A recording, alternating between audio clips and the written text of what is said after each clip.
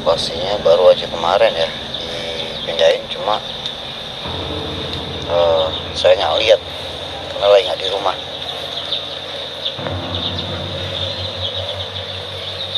Ini udah digali dan udah dipindahkan.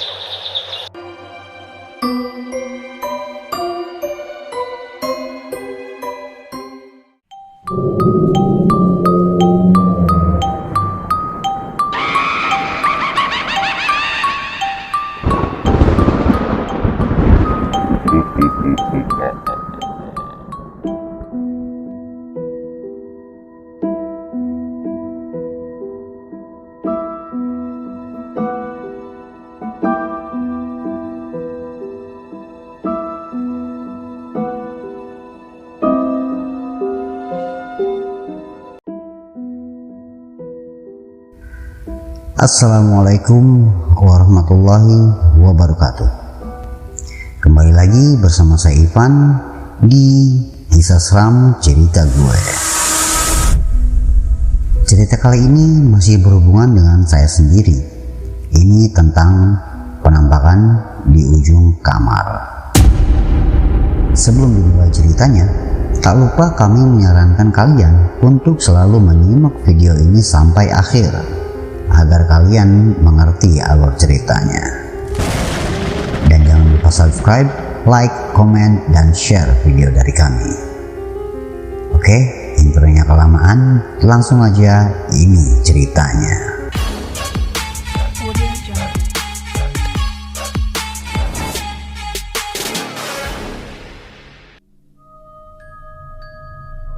Saya Ivan, saya tinggal di Tangerang, Banten. Dan rumah almarhum kedua orang tua saya ada di Bogor, Jawa Barat.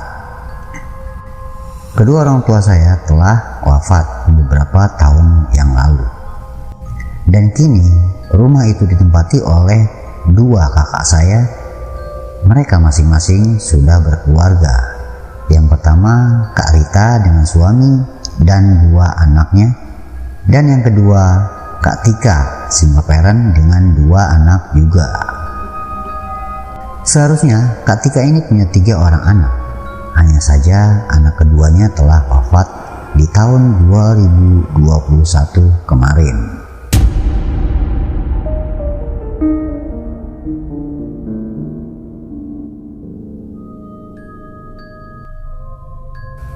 Di samping rumah kami ada rumah almarhum Bibi atau adik dari ibu saya. Almarhum Bibi punya 3 orang anak. Anak pertama seorang perempuan namanya Mira dan 2 laki-laki bernama Rais dan Rafid. Belum genap 1 tahun dari wafat ibunya, Mira pun meninggal dunia. Pada bulan September tahun 2022, Kak Tika jatuh sakit. Kalian tahu ya, salah satu kondisi terlemah manusia adalah sedang sakit. Beliau sering demam, suhu tubuh meningkat drastis, dan di saat itulah gangguan-gangguan sering menyerang beliau.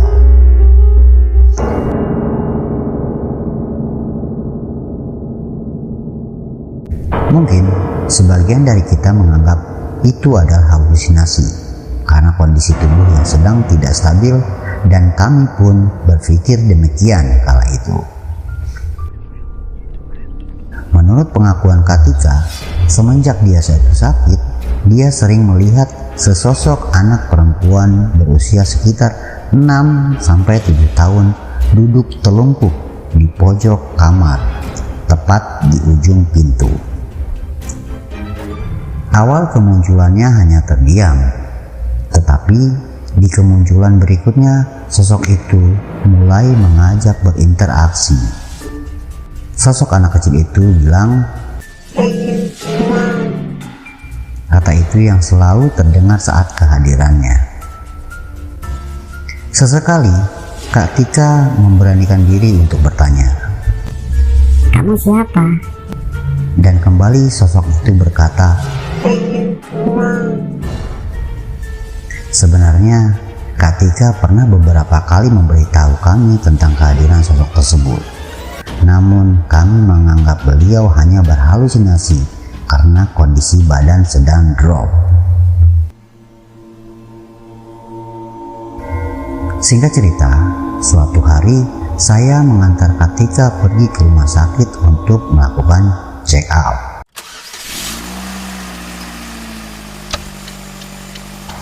Selesai check up, jam 4 sore kami pulang dari rumah sakit.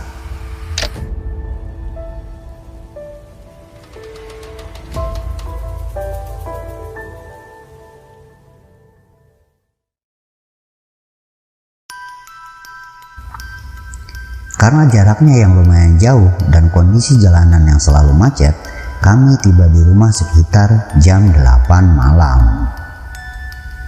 Lelah karena perjalanan, tak lama kemudian Kak Tika tertidur, dan di saat itulah kengerian terjadi.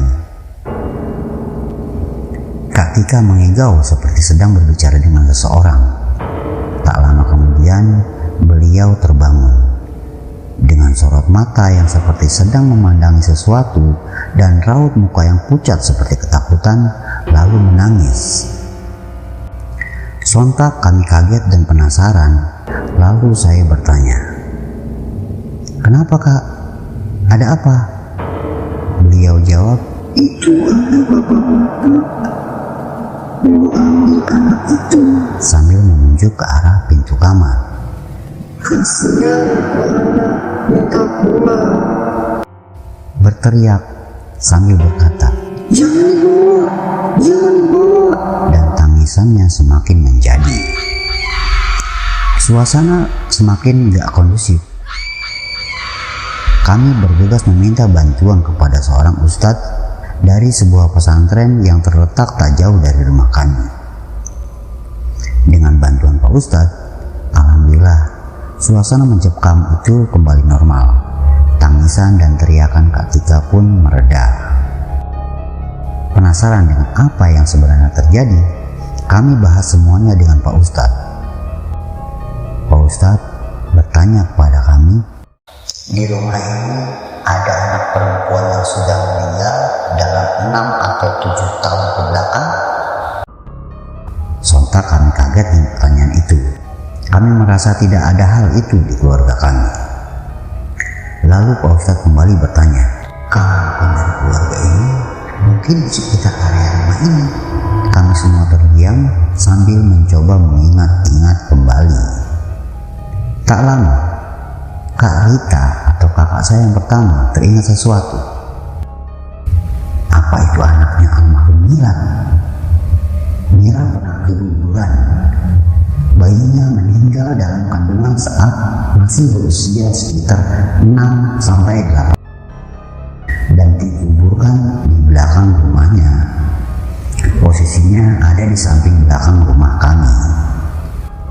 Oh iya benar. Kejadian itu sekitar 6 atau 7 tahun yang lalu.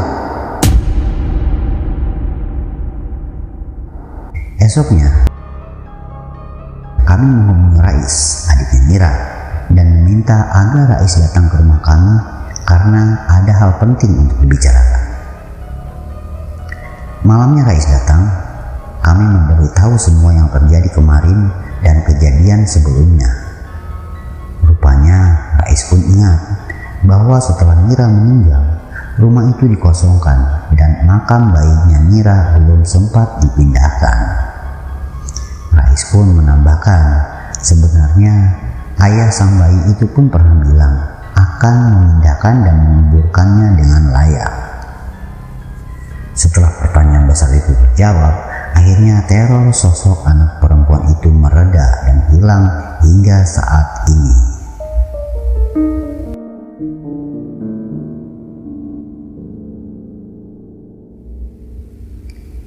Singkat cerita,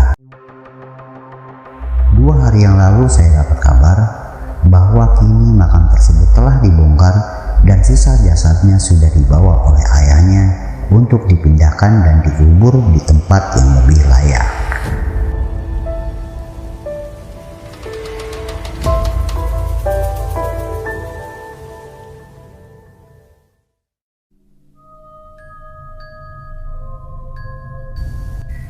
Oke guys, pesan kami selalu berhati-hati dan berdoa di setiap aktivitas agar kita selalu dilindungi dan dijauhkan dari segala mara bahaya. Terima kasih telah menonton. Wassalamualaikum warahmatullahi wabarakatuh.